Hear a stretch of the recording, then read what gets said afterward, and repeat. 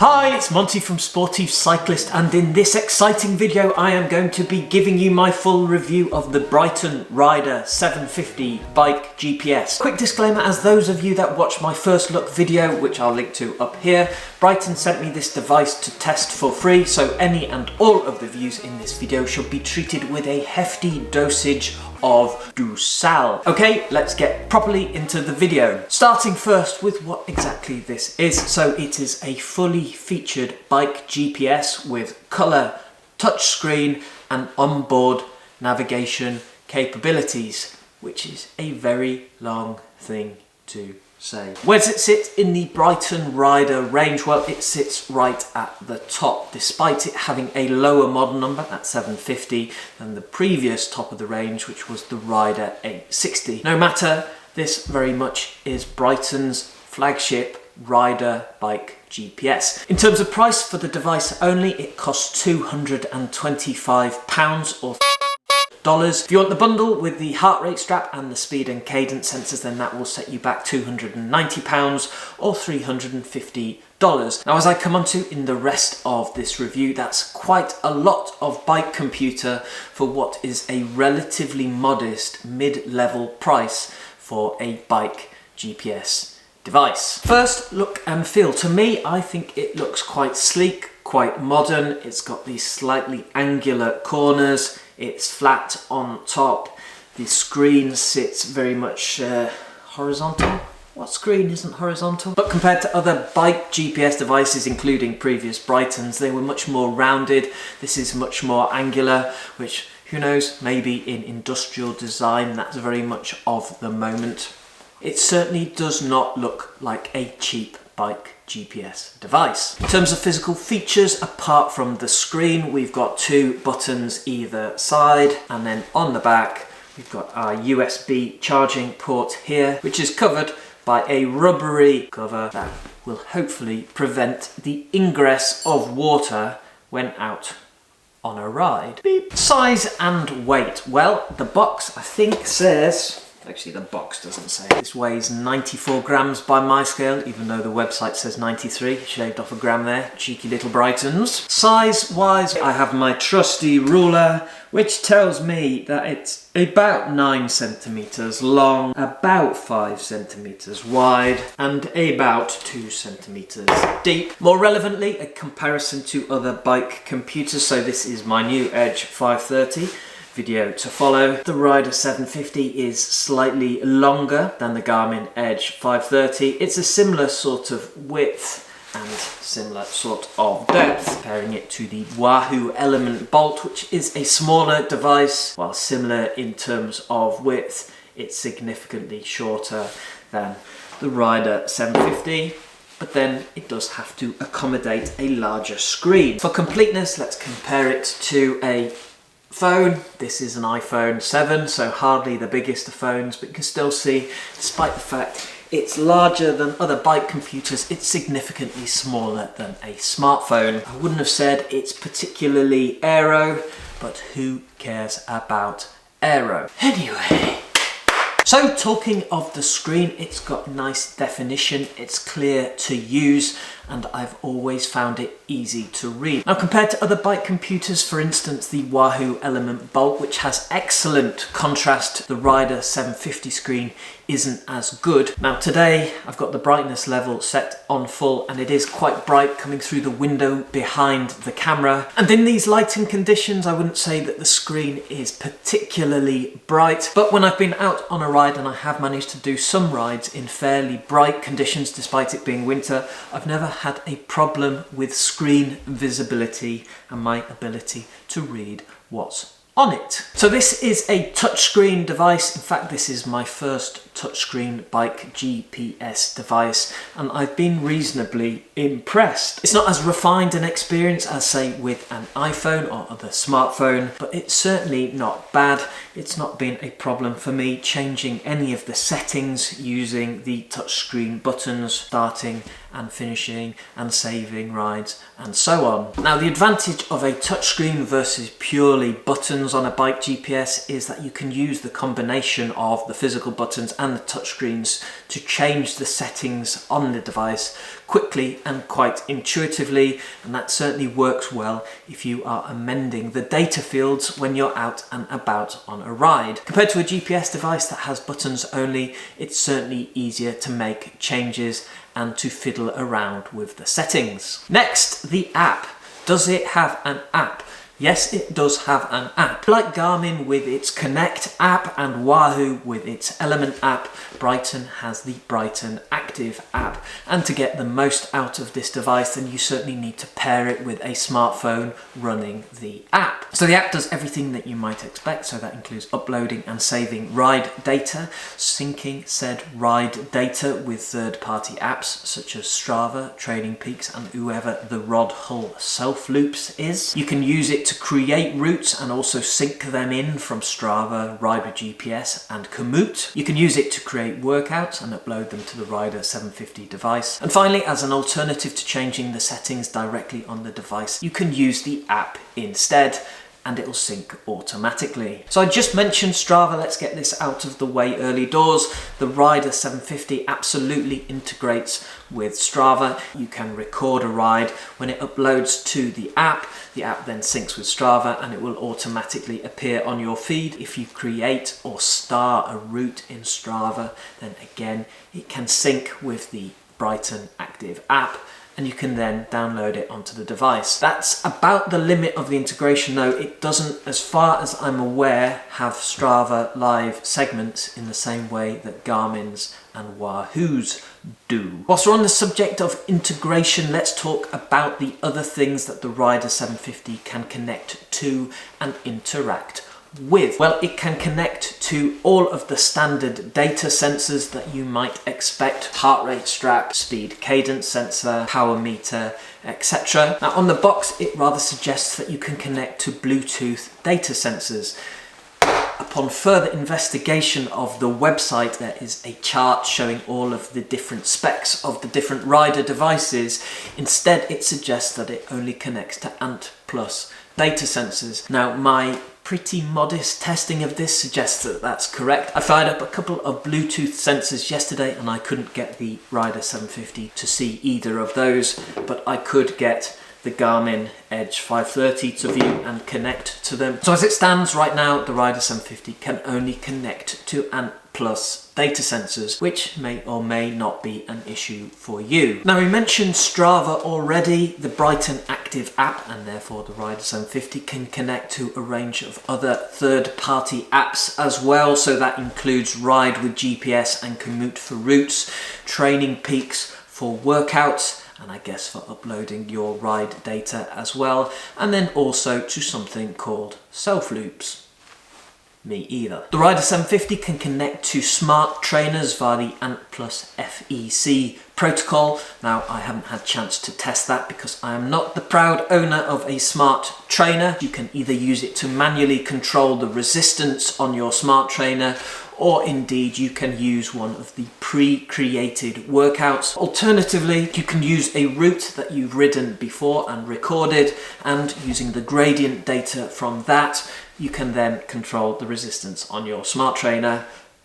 Moving on, the Rider 750 will also connect to Di2, to SRAM's ETAP system, and Campagnola's ESS, electronic gear shifting systems. I'm not lucky enough, I'm not rich enough to have electronic shifting on my bike, but if you do, then the Rider 750 should show the relevant data on the data screens. Finally, on the subject of devices that the Rider 750 can connect to, I can confirm that it will attach to the Garmin Varia radar system because I recently bought one and tried it out yesterday, and it works absolutely perfectly. Review to follow on that one. So with the sensors attached and data flowing, let's move to what you can display on the device whilst you're out on a ride. Well, you can have up to 4 pages of grid style data fields, and on each of those pages you can have up to 12 fields, which, difficult to see, show it there.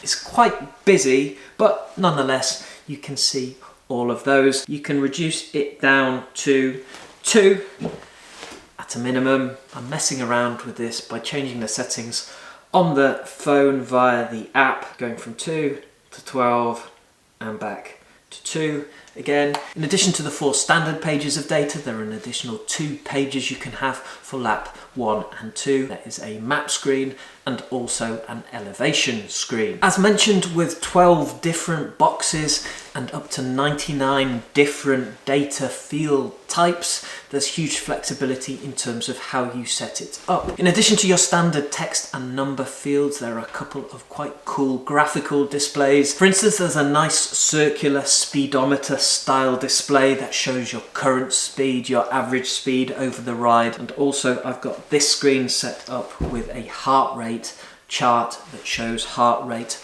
over the course of the ride. Now, one of the things I particularly like about the Rider 750 is that in addition to using the app to change the data screens and the fields that it displays, you can use your finger. You can update those data fields directly with the device on your handlebars without having to get the phone out of your back pocket. So you press the field, you select what data field you would like to go into that box, and the device has updated. That's a definite plus versus, say, the Wahoo Element Bolt, where I have to basically update all of the settings using the app. The Garmin Edge, now you can change settings on the device using the buttons, but because it lacks a touchscreen, it requires a few extra button clicks in order to do that, going through all of the different menus, whereas the Rider 750 with its neat touchscreen allows you to change things very quickly and easily and get on with your bike ride. Okay, the sensor's attached, the data is flowing into the device. What's it like in terms of recording data?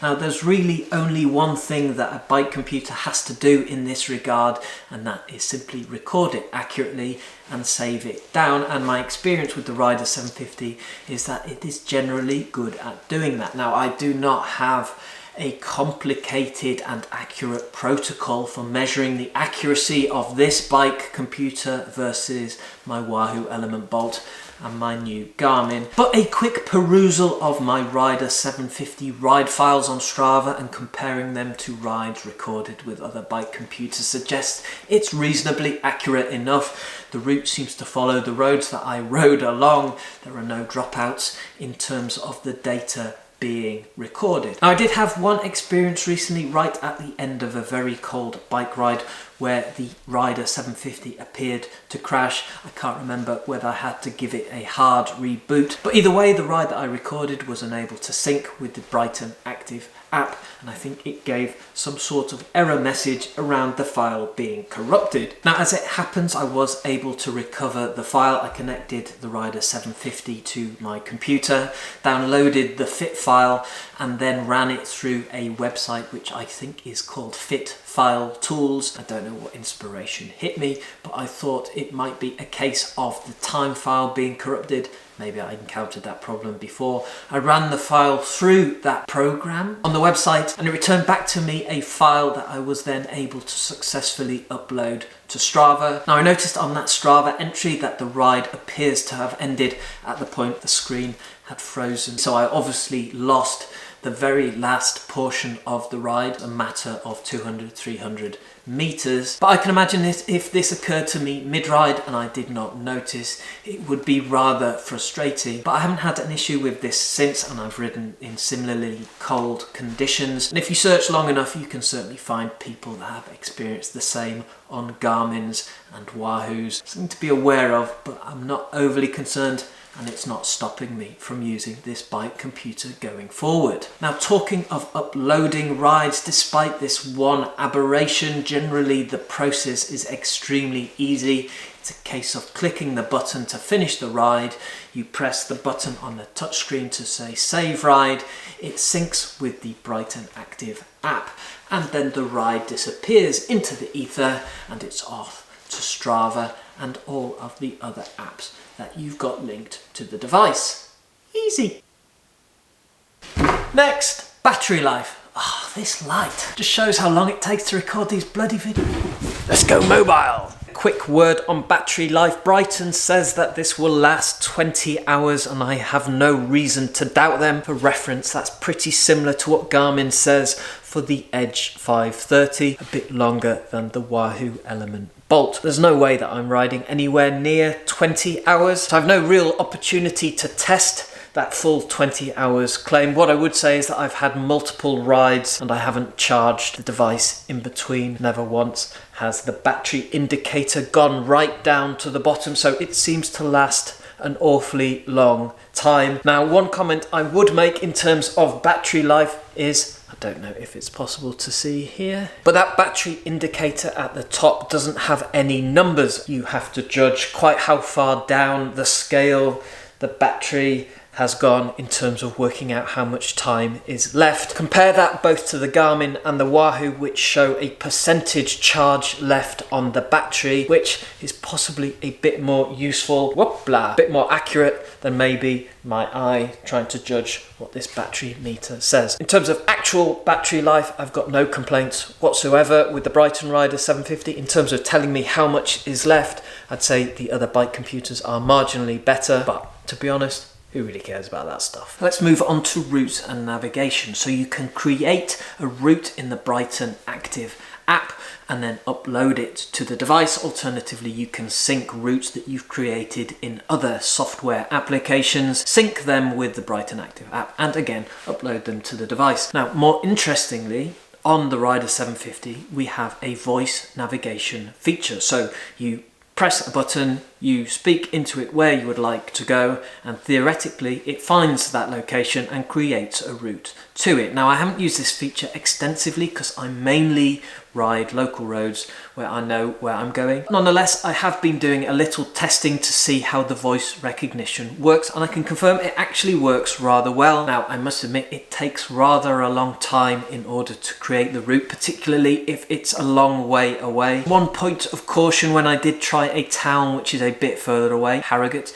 in Yorkshire, 108 miles away in fact, when it came to creating a route, the Rider 750 shoved up a processing indication onto the screen and then seemed to sit there doing nothing. I don't know whether it's crashed or what, but it was unable to create a route that far. I would say useful feature, but with some limitations. One thing to be aware of when using the voice navigation feature is that you do need the Rider 750 device to be attached, why do you keep saying, to be connected to the Bryton Active app, and the app to have internet as well.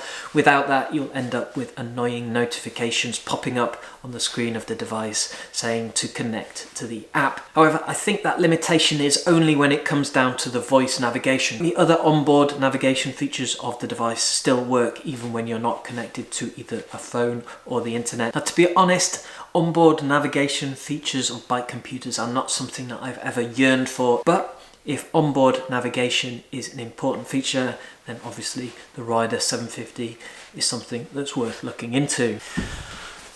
Still struggling with the light, but at least I got a coffee. In terms of day-to-day use and usability, I've found the Rider 750 absolutely fine.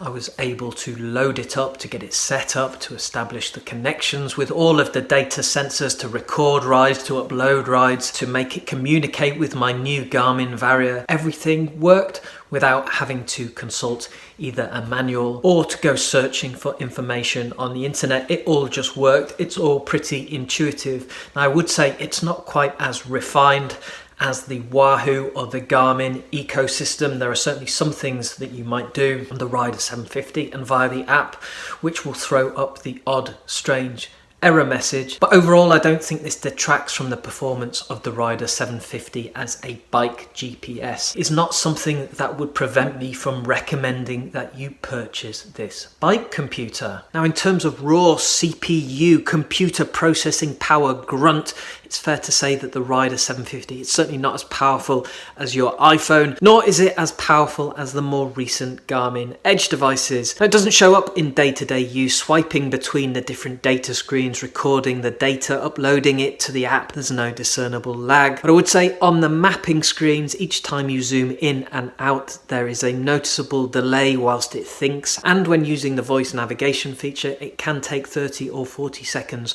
or more in order to arrive at a route. Now, I don't think the lack of processing grunt is sufficient for me to recommend not getting the Rider 750, but perhaps it does explain why it's available at a lower price than competitors from Garmin and Wahoo. Now, the Rider 750 does have a couple of random quirky features that Bryton makes no song and dance about whatsoever, but are actually quite useful. So, number one.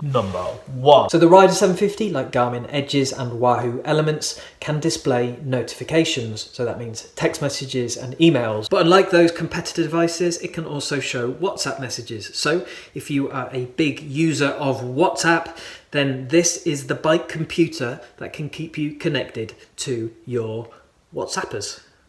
Number 2. Now, you may or may not know that Strava routes don't natively contain turn-by-turn directions. So if you're uploading to a device like the Wahoo Element Bolt, a Strava route, it doesn't contain any road names and it doesn't tell you when directions are approaching. The Bryton solution to this is actually quite neat. Once you're in the Bryton Active app and you find one of your synced Strava routes, you can select it, hit a button which converts it into a file containing turn-by-turn directions, and then save it down as a different route file. You then hit to sync it with this device, it pops onto the Rider 750, and then you're in a position to be able to ride a Strava route which didn't have turn-by-turn directions with turn-by-turn directions. So with the sun back to blinding me, it's time for some concluding thoughts. Now, the big selling point with the Rider 750 is value. For a little over £200, a little under $300, you are getting a fully featured bike GPS with colour touchscreen and onboard navigation capability. As I said right at the outset of this video, that's a lot of bike computer for a very reasonable price. Now, whilst the value quotient might be high, it certainly does not look cheap. I think it looks sleek and smart and looks very nice on my handlebars. As is always the case with Bryton's, the battery life on the device is very good. I also particularly like the way that you can use the touchscreen to change the data fields whilst you're out on a ride in order to get maximum data flexibility and excitement, if you like that sort of thing. Now, it's fair to say that the user interface is not as refined as Garmin or Wahoo, but I've not had a problem using this device, changing the settings, and basically getting it to do everything I've wanted it to do as a bike computer over the time that I've owned it. It's also the case that the Rider 750 lacks a bit of the onboard CPU processing grunt, certainly compared to more recent Garmin's, and that shows up when you're using the maps and the navigation functionality. I'll leave it to you as to whether or not that's something that you're prepared to pay a bit more for in order to get speedier functionality. For me, this feels like a coming-of-age device for Bryton. It's a sophisticated bike GPS computer of a quality that can compete with Garmin and with Wahoo, but at a lower price that should give both of those competitors something to think about in the future. So I hope you found this review of the Bryton Rider 750 bike computer useful. If you did, then please do hit the thumbs up icon. I've tried to be as comprehensive as possible, but if there's something that I've missed out, then let me know in the comments and I will endeavour to respond. I've been Monty, this is Sportive Cyclist, the mammal channel, and I'll see you in the next video with many bike computers on my handlebars.